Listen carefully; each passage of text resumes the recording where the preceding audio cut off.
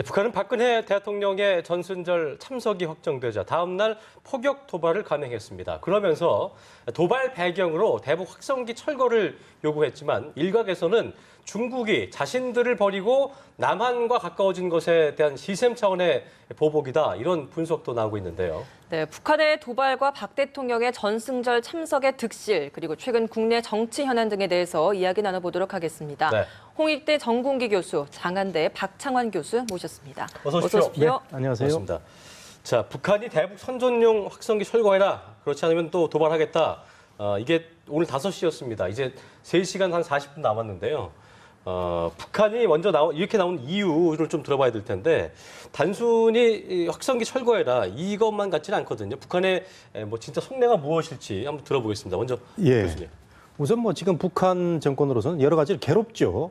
우선 시진핑 중국 우방인데 김정은 정권을 인정을 안 해주고 계속 냉대를 하면서 우리 박근혜 대통령하고 이번에 뭐 회담도 예정돼 있고 이런 국제 외교적인 관계도 있고, 그 다음에 DMZ의 여러 상황에서 항상 북한 군부가 뭔가를 터뜨려 가지고 김정은 체제에서 뭔가 공을 쌓아보려는 이런 여러 간부들의 이 행적하고 맞닥뜨려 가지고 이런 일이라고 보는데, 결국은 DMZ에서의 이번 여러 가지 상황은 확성기 방송 자체가 전문가들 얘기 들어보면 말이죠. 인민군들한테는 굉장히 부담스러운 그런 존재라고 합니다. 그래서 북한이라는 정권이 소통이라든가 정보가 차단된 이런 사회이기 때문에 확성기를 통해서 김정은에 대해서 들을 수 있고 북한 경제에 대해서 들을 수 있고, 이러다 보니까 확성기가 괴롭고 위협적인 거죠. 그래서 1차적으로 이제 오늘 다시까지 멈춰라 하는 건데, 저는 멈추라고 요구하기 이전에 DMZ의 지뢰 사건이라든가 이런 데 대해서 명백히 우리 죄니까 잘못했다 이런 것까지는 안 가더라도 어쨌든 뭐 유감이다 정도의 표명이 있어야 우리 군에서도 이걸 계속할 건지 결정할 거 아닙니까? 그런 점에서 정말 적방한 하장이죠. 교수님은 어떤 의도라고 보십니까? 일단 대외적인 부분하고 대내적인 부분이 있을 것 같습니다. 아까도 잠깐 말씀하셨지만 지금 북한의 대외 고립이 상당히 심각한 상황입니다. 육자회담이 사실상 개점 휴업 상태에 이제 끝난 거나 다름이 없는데, 육자회담을 통해서 북한이 그동안의 핵카드를 통해서 어떤 서방의 지원 이런 것들을 통해서 이제 경제를 갖다가 발전시키고 김정은 체제를 안착시켜야 되는데, 육자회담이 지금은 아무런 성과 없이 이제 거의 끝나가는 상황이에요. 그러면은 육자회담을 대체하고 새롭게 북한의 어떤 경제를 끌어올리기 위한 자원을 얻을 수 있는 어떤 구실이 필요한데, 마침 이제 북한은 중국에 초청도 못 받았거든요, 이번 정수절 행사에. 그러니까는 겸사겸사 자신들이 이 한반도에 언제든지 분쟁의 소지가 될 수 있다라고 하는 그런 존재감을 과시를 함으로 통해서 뭔가 이제 중국이 북한을 냉대하는 걸 좀 접고 뭔가 북한에게 소위 협상의 어떤 카드, 여지 이런 것들을 갖다가 가지게 하기 위한 하나의 어떤 카드로서 이번에 DMZ 도발 사건이 이제 발생했다, 이렇게 보는 게 맞을 것 같습니다. 그렇게 본다면은 한반도의 이 평화 안착을 위해서 북한과 이제 또 다른 어떤 협상 카드가 자리가 이제 만들어져야 되는 거거든요. 북한이 진정으로 원하는 거는 그걸 통해서 경제적인 이득을 취하려고 하는 목적이 있는 거고요. 그것은 결국은 김정은 체제의 안착으로 가기 위한 돈이 필요한 거겠죠. 또 대내적인 부분도 있습니다. 지금 김정은 체제에 들어서고 난 이후에 장성택 처형 있었고요.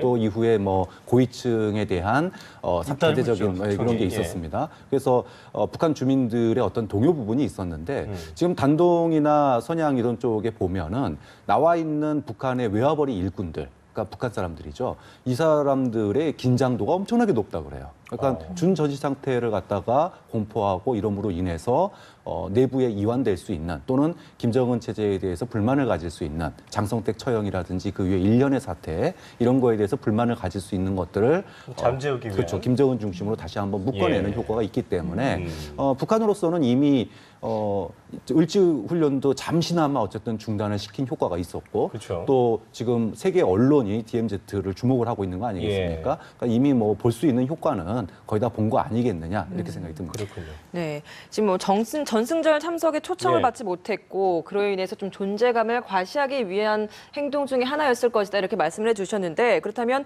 박 대통령이 이 전승절에 참석하겠다는 의사를 표시했기 때문에 이에 대한 좀 시샘의 일종이었다라고도 보고 계신 거죠? 당연하죠. 지금 그동안에 전통적으로 중국의 지원, 지금도 마찬가지죠. 중국이 석유를 지원해주지 않으면 북한의 경제가 돌아가지를 않습니다. 네.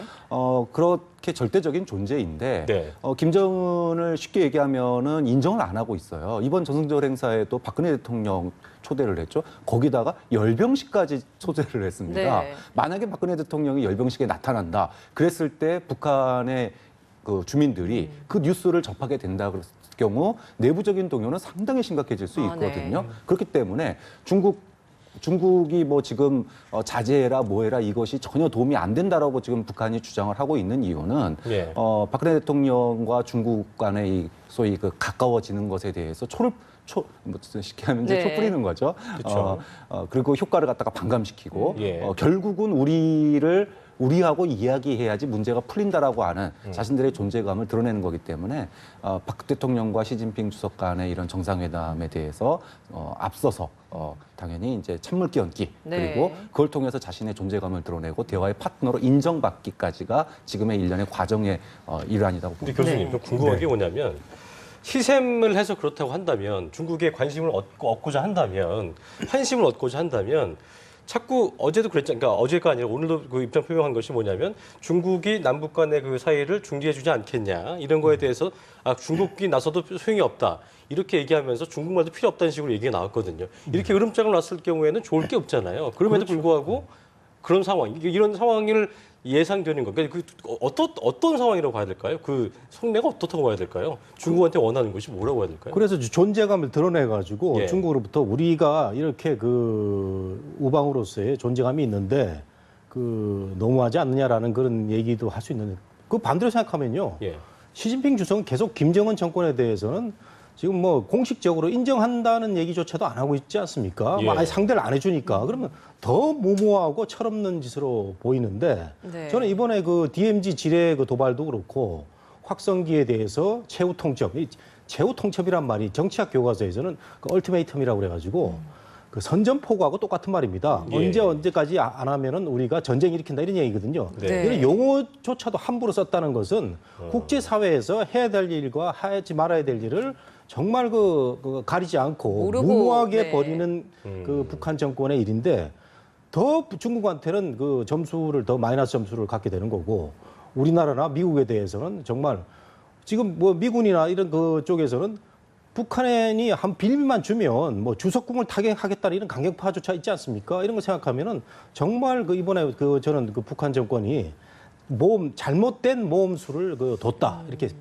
그런 계산이 안 될까요, 북한 내에서? 외교적인 고립이 그 정도로 심각하다는 겁니다. 그러니까 지금 북한이 정상적인 방법으로 중국의 협조를 얻는 것이 앞으로 더 점점 어려워지고 있기 때문에 정상적인 방법으로 김정은을 인정해주지 않고 또 북한의 정권 체제를 갖다가 계속 바꾸라라고 얘기를 하고 있고 핵도 포기하라고 얘기하고 있으니까 이제는 정상적인 방법이 안 먹힌다라면은 비정상적인 방법으로 존재감을 드러내고 이 문제를 해결하기 위해서 김정은을 예를 들면 중국으로 초청을 한다던가 이런 식의 어떤 그 극적인 효과를 갖다가 노리고 있는 거 아닌가라는 거죠.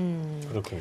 박 대통령이 이제 방중을 하게 되면 여기에서 이제 한중 정상회담이 성사될 것이냐 여기도 좀 초미의 관심사입니다. 성사될 가능성 있다고 보십니까?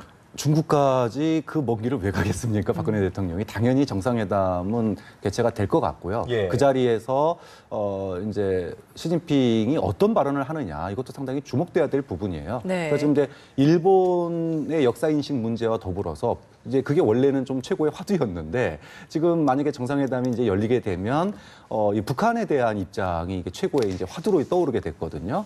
그래서 박근혜 대통령이 이제 앞으로 중국에 가셔서 정상회담도 하시고 또는 이제 뭐 열병식도 참여를 할지 안 할지 아직 모르겠지만 이런 활발한 그 한중 간의 어떤 밀월 관계 또 우호 관계 이런 것들을 보여줌으로 인해서 북한이 더 이상 도발을 하지 않도록 하는 쪽으로 박근혜 대통령이 어떤 스탠스를 잡을 거기 때문에 정상회담에서 뭔가 좀 전향적인 그런 중국의 발언을 이끌어내는데 박근혜 대통령이 전력을 다할 것으로 보입니다. 지금이 준전시 상태라고 얘기를 했으니까 오늘 오후 5시가 돼봐야지 알지만 만약이라도 또 한 번의 제2의 도발이 감행된다면 전승절 참석을 한다고 했지만 박 대통령 이 좀 변수가 생길 수 있을까요? 어떻게 좀 예상해 볼 수 있을까요? 저는 뭐 큰 변수는 없다고 보고요. 오늘 5시 반 이후의 상황도 우리가 이성적으로 생각하면은 북한 정권이 그 5시 반 이후에 우리가 확성기를 뭐 철수하지 않더라도 뭐 큰 그 전면적 도발은 없을 거고 생각이 되고 만일에 있다고 하더라도 아주 국지적인 정말 애매모호한 그런 그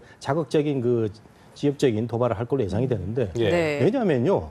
그 전면적인 도발을 만일 감행을 했을 때 주한 미군이라든가 우리나라 군이 그 목표로 하고 있는 것이 결국은 김정은 정권 제거 아니겠습니까? 북한을 뭐 무너뜨린다기보다는 이 정말 그 이상한 정권, 비합리적인 김정은 정권을 무너뜨린다고 생각하면은 가장 무서워하는 게 결국은 그 김정은 정권의 그 본인 스스로의 붕괴일 겁니다. 우리가 그 외국사를 보면 가다피라든가 그 많은 그 일부 국가에서 미국에 의해서 지도자가 제거되는 상황이 있었지 않습니까? 그런 걸 생각하면은 북한이 정말 무모한 짓을 일으키지 못하는 것을 누구보다 잘 알고 있습니다. 그렇기 때문에 저는 오늘 5시 반 이유가 최후 통첩이 아니고 그 엄포로 그친 통첩이 될 가능성이 매우 크다.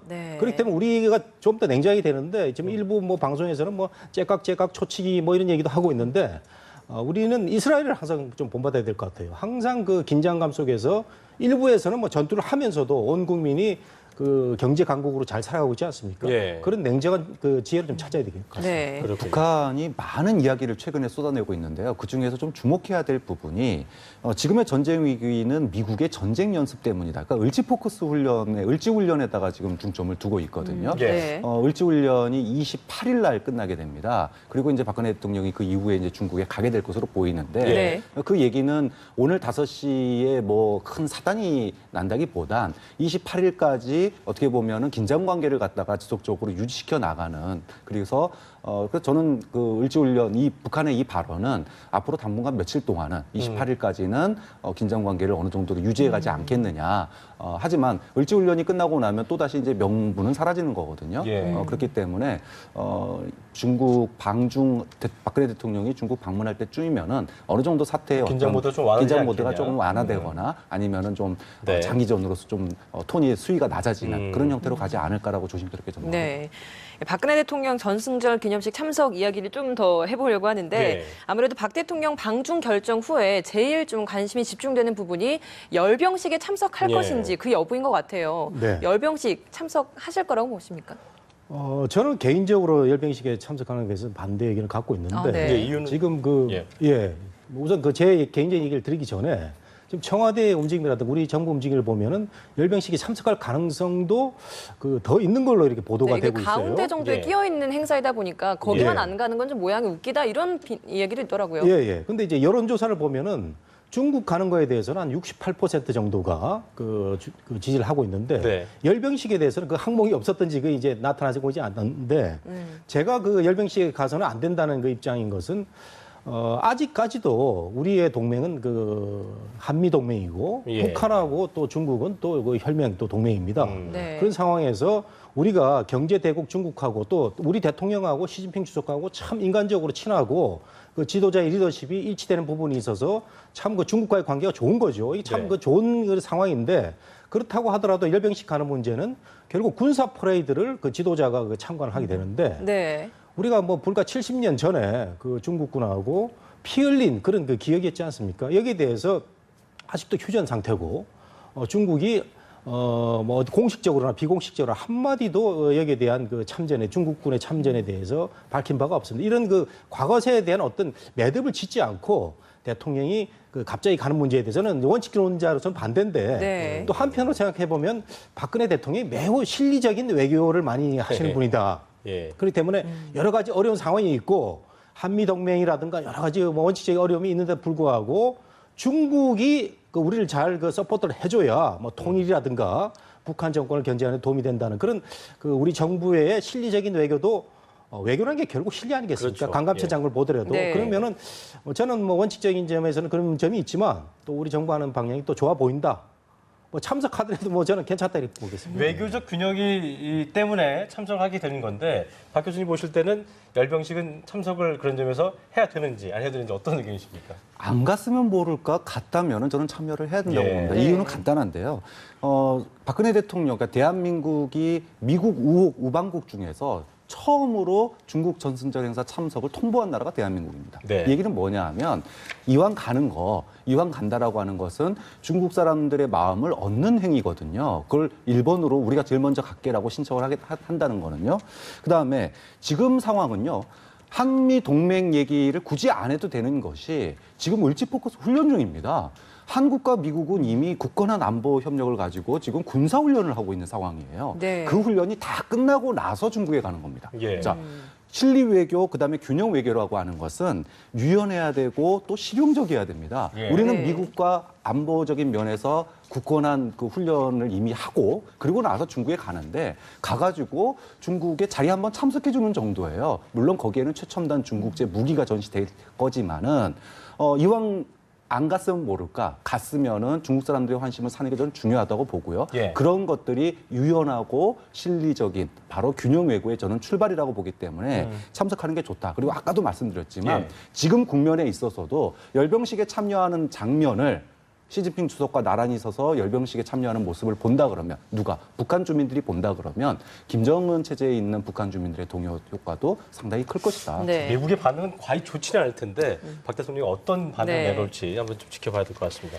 네, 제가 시간 관계상 좀 한명숙 전 총리 이야기를 좀 해보려고 네, 하는데 네. 이게 이제 북한 도발로 인해 좀 묻힌 이야기가 아닐까 싶어요. 정치권 내용 중에서. 네, 이 정치적 파장이 이제 어느 정도가 미칠지 그리고 이후에 이제 여야가 좀 다른 속내를 가지고 셈법을 가지고 있는 것 같거든요. 어떤 셈법이 숨어 있는지 좀 이야기를 해주시죠. 저는 뭐 여야 셈법 이전에 그 전직 총리가 이렇게 거액을 수뢰해가지고 그 감옥에 간다. 이건 후진국에서나 있는 얘기 아닙니까? 이런 얘기를 가지고 지금 저 야당에서는 뭐 신공한 탄압이다. 예. 여권 무죄, 야권 유죄 이런 그 말도 안 되는 얘기를 하고 있는데 저는 야당에 대해서 요즘 그 문재인 대표 그 중도 전략 참 좋은데 여기서 또한 삐끗한 겁니다. 이종걸 원내대표도 그렇고. 예. 그렇기 때문에 이 근본적으로 이제 실형을 받아야 되는 그 사건에 대해서 정치적으로 해석을 의미를 부여하는 거는 스스로 그 망하는 지름길입니다. 그래서 예. 야당이 내년 총선에도 잘 돼야 되고 다음에 그 대권에서도 그 집권을 하기 위해서는 오면 오고 X면 X인데 이걸 공부를 못 하는 거예요. 한명숙 총리는 그 이번에 그 8대5 판결도 말이죠. 네. 나머지는 다 그 전원 일치가 됐고 3억 그 나머지 5억에 대해서만 네. 그 의견이 엇갈린 건데 여기에 대해서 어떤 정치적 의미를 부여하는 건 잘못됐다. 그 다음에 법에서는 만인이 평등한데요. 아무리 전직 총리고 훌륭한 지도자였지만 그 실형을 선고하고 감옥 가는데 왜 사흘 나흘이 걸립니까? 일반인하고 형평성 어긋난다고 또 지적 들어오는 거 아니겠어요? 그 저는 제가 만약 하는 전 총리라면은 내가 빨리 가서 야당의 부담을 덜어줘야 되겠는데 이런 것도 그렇고 그렇기 때문에 저는 이거는 우리가 여야의 정치적 셈법 이전에 그 야당의 그 뼈를 깎는 그 반성을 하는 그런 사건이 됐으면 좋겠다 이 말씀입니다. 네. 박 교수님은 어떻게 생각하십니까? 뭐 지금 야당이 주장하는 것 중에 별건 수사, 또 표적 수사, 뭐 일부 일리는 있습니다. 예. 그렇지만 그럼에도 불구하고 왜 국민들 자신들에게 야당에게 정권을 다음 차기 정권을 달라라고 얘기할 수 있을까요? 그거는 지금 여권 내에서 있는 문제의 대안으로서 자신을 뽑아달라는 건데 네.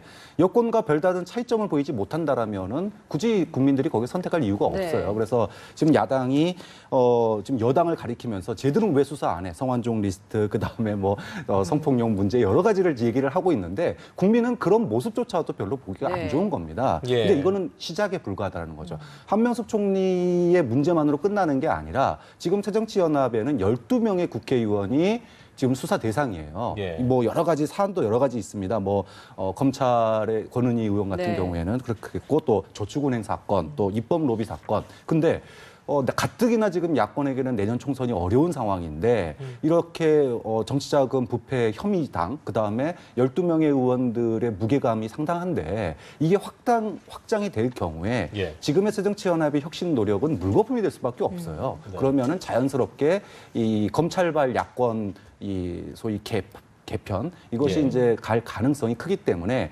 야권으로서는 한명숙 총리로 끝난다 그러면 사실 털고 가면 되는데 이게 시작이 될 가능성이 있기 때문에 야권은 복잡한 상황이 될 거고요. 여권도 마찬가지입니다. 여권은 뭐 사필 규정이다. 죄를 졌으니까 처벌받는 게 당연하다 이랬지만 국민들은 여권 인사들이 처벌받지 않는 거에 대해서도 상당히 불만을 가지고 있거든요. 이제 그런 점에서 여권 내부에서도 지금 별다른 한명숙 총리에 대해서 몇몇 의원들만 얘기하고 있지 공세를 하고 있지는 않아요. 그러니까 여권도 지금 국민들의 눈치를 많이 봐야 되는 상황이기 때문에 한명숙 총리 사건이 이렇게든 저렇게든 여야 모두에게 정치적인 영향력을 지금 미치고 있다. 이렇게 말씀드립니다. 제가 한 말씀 더 드리면요. 조금 전에 박 교수께서 여권 의원들은 뭐 처벌받지 않는다는 말씀하시는 그건 뭐 맞는 말이 아니죠. 여권에서 지금 처벌받은 사람 뭐 조현용 의원도 또 나왔죠. 법은 잘 형평 있게 적용되는 것 같고 한명숙 전 총리 거는 워낙 컸습니다. 국민들한테 주는 그 실망감이 엄청나지 않습니까? 이런 부분에 대해서 야권이 친노의 수장이고 전직 총리였기 때문에 뼈를 깎는 그 혁신으로 이 위기를 돌파를 해야 됩니다. 괜히 여권의 비교가 안 되는 이런 찌질한 범죄 혐의 인사들하고 같은 격에 놓아가지고요. 괜히 변명되면은 더 점수를 잃을 가능성이 있기 때문에 확실하게 이번에 뼈를 깎는 반성과 혁신이 있어야 되는 거죠. 네, 알겠습니다. 지금까지 홍익대 정kun기 교수, 장한대 박창환 교수였습니다. 오늘 두 분 말씀 여기까지 듣겠습니다. 고맙습니다. 고맙습니다.